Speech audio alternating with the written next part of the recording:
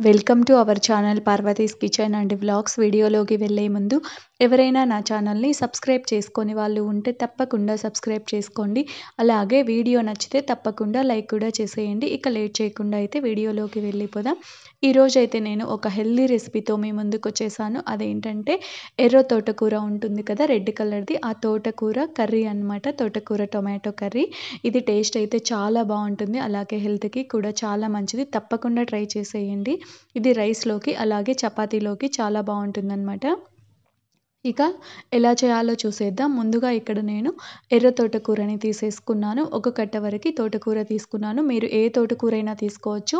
Normal తోటకూరైనా తీసుకోవచ్చు. లేదు అంటే కొయ్య తోటకూర ఉంటది కదా, అదైనా తీసేసుకోవచ్చనమాట. మీకు నచ్చిన తోటకూర తీసేసుకోండి. తర్వాత ఈ తోటకూరని ఇలా కట్ చేసేసుకోవాలి. మీరు ముందుగా వాష్ చేసేసుకొని వడపోసుకొని తర్వాతైనా కట్ చేసుకోవచ్చు. లేదు అంటే ఇలా కట్ చేసుకున్న తర్వాతైనా వాష్ చేసుకోవచ్చనమాట. ఏదైనా ఆకుకూర వాష్ చేసేటప్పుడు కాసేపు అలా వాటర్‌లో వేసి నానబెట్టి పెట్టేస్తే అందులో ఇసుక ఏమైనా మట్టి అలా ఉంటే కిందకి పోతుందనమాట. అడుగుకి వెళ్ళిపోతుంది. తర్వాత వాష్ చేసేసి వడపోసేస్తే సరిపోతుంది. లేదు నార్మల్‌గా వాష్ చేసేస్తే కొంచెం అక్కడక్కడ ఇసుక తగులుతుందనమాట. దానికోసమే కాసేపు నానబెట్టి ఉంచి తర్వాత వాష్ చేసుకొని వడపోసుకోండి, సరిపోతుంది. తర్వాత ఇలా కట్ చేసి నేను వాష్ చేసి పెట్టేసుకున్నాను. తర్వాత కర్రీ కోసం ఇక్కడ పచ్చిమిర్చి అలాగే వెల్లుల్లి తీసేసుకోవాలి. ఒక 6, 7 వరకు పచ్చిమిర్చి, అలాగే 10-13 వరకు ఒలిచి పెట్టుకున్న వెల్లుల్లిను, పొట్టు తీసి పెట్టుకున్న వెల్లుల్లి, అలాగే అర స్పూన్ వరకు జీలకర్ర తీసేసుకోవాలి. మీరు పచ్చిమిర్చి మీ కారంకి తగ్గట్టు వేసుకోండి. మళ్ళీ కారం కూడా వేసుకుంటాము, అందులో చూసుకొని వేసుకోండి. ఇలా పేస్ట్‌లా చేసి పెట్టుకేసుకోవాలి. తర్వాత స్టవ్ వెలిగించేసి నేను ఇక్కడ ఒక మట్టి పాత్ర తీసేసుకున్నాను. అందులో తగినంత ఆయిల్ వేసి పోపు గింజలు వేసుకోవాలి. ఆవాలు, జీలకర్ర, మినపప్పు, శనగపప్పు వేసేసుకొని తర్వాత 2 ఉల్లిపాయలు ఇలా కట్ చేసేసుకొని ఇలా చిన్నగా కట్ చేసుకొని వేసుకోవాలి. అలాగే 2 ఎండుమిర్చి కూడా వేసేసుకోవాలి. ఎండుమిర్చి వేసేసుకొని ఒకసారి కలుపుకోండి. తర్వాత ఇందులోకి కొంచెం కరివేపాకుని కూడా వాష్ చేసుకొని వేసేసుకోండి.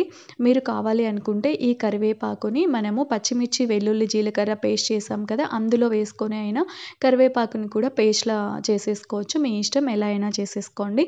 ఇవి కొంచెం వేగిపోయిన తర్వాత ఇందులోకి మనము ఇందాక పేస్ట్ చేసి పెట్టుకున్నాం కదా, పచ్చిమిర్చి, వెల్లుల్లి, జీలకర్ర, ఆ మిశ్రమాన్ని ఇందులోకి వేసేసి ఇంకా ఇది పచ్చివాసన పోయే వరకు వేయించుకోవాలి.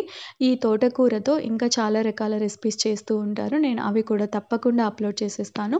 మీరైతే ఇప్పుడు ఎక్కువగా ఫ్రై చేసుకుంటూ ఉంటారు కదండీ, అలా కాకుండా ఇలా కర్రీ అయితే ట్రై చేసేయండి. రైస్‌లోకి, చపాతీలోకి చాలా బావుంటుంది. చూసారు కదా, ఇది ఇంకా పచ్చివాసన పోయే వరకు వేయించేసాను. తర్వాత ఇందులోకి మనము కట్ చేసుకొని వాష్ చేసి పెట్టుకున్న తోటకూరని వేసేసుకోవాలి. ఇది వేసేటప్పుడు కొంచెం ఎక్కువగానే అనిపిస్తుంది, కాసేపటికే తగ్గిపోతుందనమాట. క్వాంటిటీ తగ్గిపోతుంది కదా. ఇందులోకి కొంచెం సాల్ట్ కూడా వేసేసుకోండి. వేసేసుకొని ఒకసారి ఇలా కలుపుకొని ఇంకా వేయించుకోవాలి. ఈ తోటకూర బాగా వేగిపోవాలి. ఇలా బాగా కలిపేసి ఈ పోపుకంతా ఈ తోటకూర పట్టేలా ఒకసారి కలుపుకోండి. మూత పెట్టేస్తే కొంచెం త్వరగా ఉడికిపోతుంది. ఆకు వేగిపోతుంది. దానికోసమే నేనైతే మూత పెట్టేస్తున్నాను. మూత పెట్టేసి కాసేపు వేయించుకుంటే సరిపోతుంది ఆకు. ఇంకా కాసేపటి తర్వాత మూత ఓపెన్ చేసేసి ఇలా కలబెట్టేసుకోండి. మధ్యలో ఒక 2, 3 సార్లు కలుపుకుంటూ ఉండండి, అడుగు పట్టకుండా. ఇందులో ఏమి త్వరగా అడుగు పట్టదు, ఎందుకంటే వాటర్ ఉంటుంది కదా ఆకులో, దానికోసము త్వరగా అడుగు పట్టదనమాట.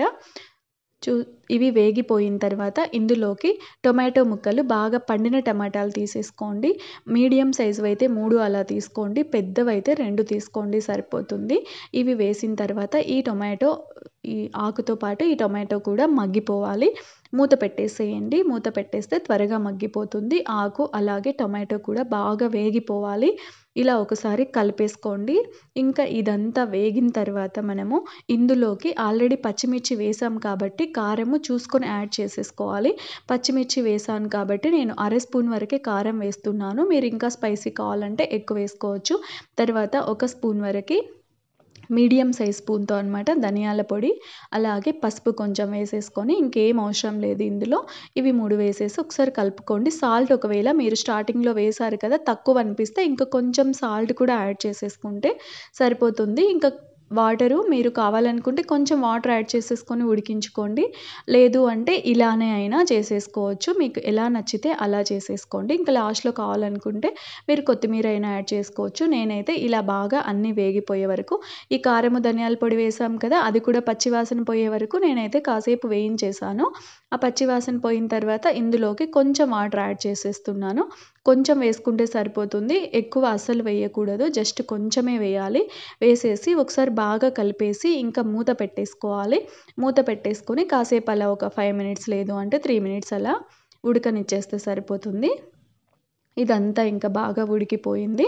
ఉడికిపోయిన తర్వాత ఇంకొకసారి కలిపేసుకోండి అంతే. ఇంక లాస్ట్‌లో కొత్తిమీర కావాలనుకుంటే యాడ్ చేసేసుకోవచ్చు. నేనైతే ఇక్కడ ఏమి కొత్తిమీర వేయలేదు. మీరు కావాలనుకుంటే యాడ్ చేసుకోండి అంతే. చూసారు కదా! ఇంకా ఈ ఈ స్టేజ్‌కొచ్చిన తర్వాత ఇంకా స్టవ్ ఆఫ్ చేసేస్తే సరిపోతుంది.